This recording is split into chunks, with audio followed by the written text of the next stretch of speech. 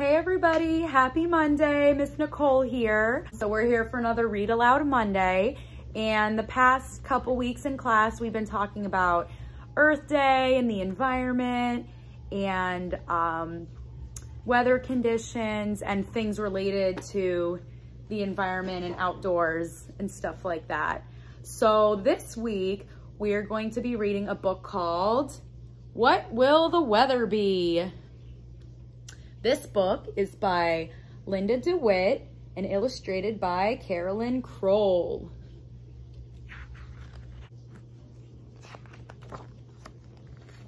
The sky was gray and cloudy over Washington, D.C. on the morning of March 9th. The weather forecast called for an inch or two of snow. But by noon, there was so much snow on the ground that many cars and buses were stuck in it. The airports had to close down. So did the schools. In all, 8 inches of snow fell on the city. The weather forecast was wrong, and people were not prepared for the huge storm. Weather forecasts tell us what kind of weather is coming, but predicting the weather is hard to do. It's easy to see what the weather is like right now. You can go outside and look. Is the air warm or cold? Is it windy or still? Is the sky clear? Or is it covered with dark clouds? Whatever the weather's like, it often stays that way for days at a time. Look how sunny and beautiful it is outside, you guys. But then something happens. The wind begins to blow. Air from somewhere else moves in. This says new air. See it pushing this way. This says front. And old air. Sometimes it is cooler air from the north. Sometimes it is warmer air from the south. The new air pushes against the old air. The place where this happens is called a front. Most changes in the weather occur along fronts. Where cold air pushes against warm air, we say there is a cold front. Cold fronts move fast. They can make the wind howl. They quickly push warm air up and out of the way. The rising air carries water. The water is not a liquid. It is a gas called water vapor. As the air rises, it cools and the water vapor turns to liquid. High in the sky, the drops of liquid water clump together and make clouds.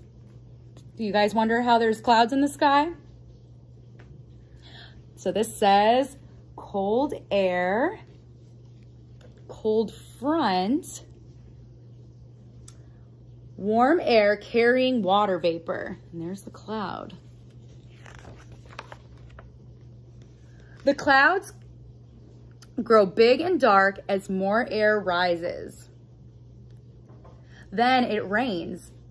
There may be thunder and lightning. Woohoo! Look at that storm. If it is cold enough, snow falls. It all happens very fast. Cold fronts cause sudden storms, but they usually do not last long. After a cold front passes, the sky clears and the weather is colder.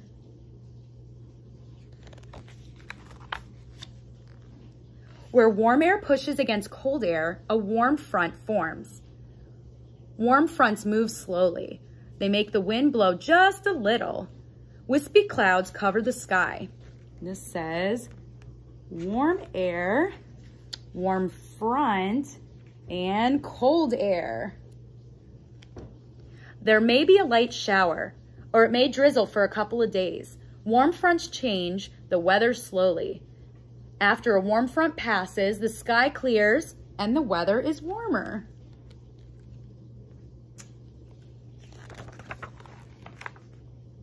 Meteorologists, people who study the weather, try to predict where fronts will form. They measure the temperature of the air at different places around the earth. They find out where the warm air is and where the cold air is. This is a thermometer, and a thermometer measures temperature.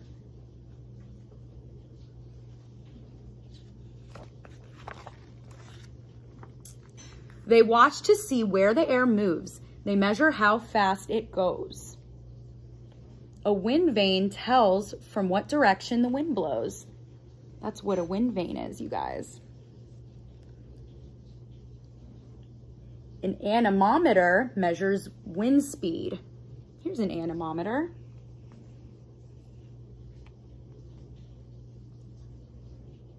A hydrometer measures humidity. Meteorologists also measure the amount of water vapor or humidity in the air. Water vapor is what makes air feel damp or humid. Lots of water vapor rises from the ocean. That's why air along coastlines feel humid.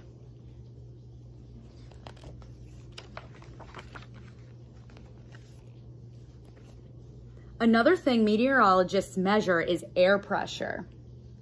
It's hard to imagine, but air has weight, and all of this weight presses on the earth. It presses on everything, even you. Hundreds of pounds of air press against your body all the time. You cannot feel it because air inside your body pushes out the same force. Air inside this basketball pushes out too. See the basketball, guys? You can bounce a ball when it has air in it, but what happens when you take the air out?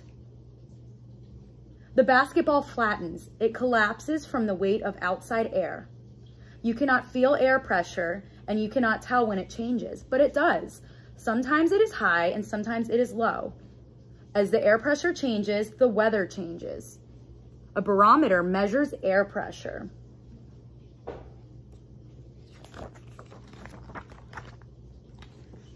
Oh, say hi to my cat. Rosalina. When air pressure is low, air is rising into the sky. Water vapor in the air turns to liquid and clouds form. As more air rises, the pressure gets lower and lower, and the clouds get bigger and bigger and darker. Lots of rain or snow may fall when the air pressure is low. Luckily, the air pressure is high most of the time. When the air pressure is high, air is sinking towards Earth. The skies stay mostly clear. A few puffy clouds may appear, but it won't rain. The weather is dry and sunny when the air pressure is high.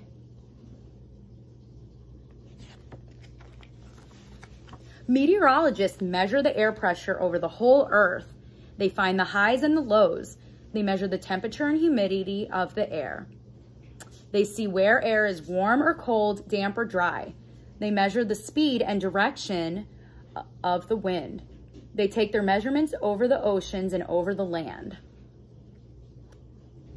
So we have a weather buoy over here. You guys might be in the ocean and see that far away in the distance. There's a weather airplane over here. And a weather station, a weather balloon, and even a weather satellite, guys. Throughout the day, the measurements are sent to the National Weather Service in Maryland. There, huge computers plot the measurements on maps. The maps show the temperature, humidity, and pressure of the air all around the world. Arrows on the maps mark the direction of the winds. Cold fronts and warm fronts show where the storms are forming. Meteorologists everywhere study the maps. To forecast weather for tomorrow and the next day, they need to know what's happening hundreds and hundreds of miles away. They need to know what kind of air is coming. Then they can make forecasts.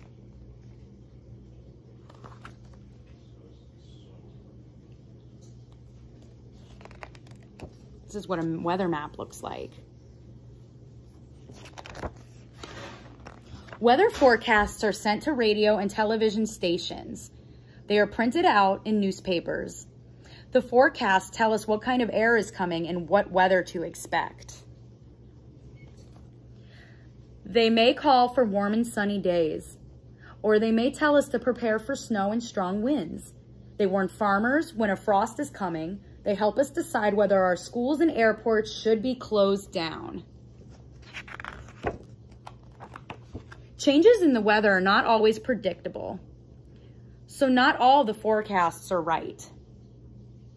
Sometimes meteorologists tell us to take our umbrellas when we don't need them. Other times they say we won't need a jacket when we do. But meteorologists today know more about the weather than ever before, and usually we can depend on their forecasts when we're wondering, what will the weather be? The end. All right, you guys, you did an awesome job listening to the story. I hope you enjoyed it. So next time you're watching the Weather Channel or you look at your phone and you see how many degrees it is outside, how hot or cool it is, thank your meteorologists and people who work hard to find out what the weather is for us many days in advance. All right, guys, have a great rest of your Monday.